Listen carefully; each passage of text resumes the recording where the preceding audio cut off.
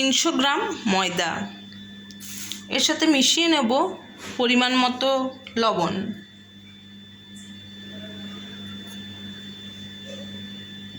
আপনি স্বাদ অনুসারে মেশাতে পারেন।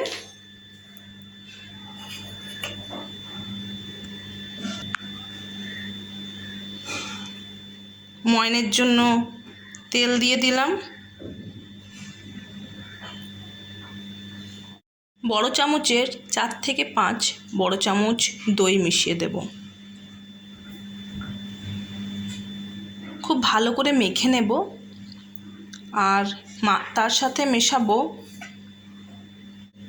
Half teaspoon baking powder.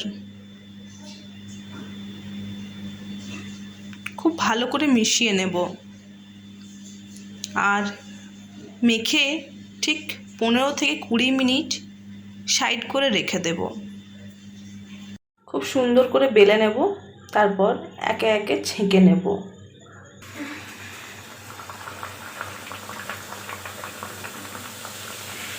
যখন ছাঁকবো একটু একটু করে প্রেস করে নেব, দেখবেন প্রেস করলে খুব সুন্দর ফুলে উঠবে।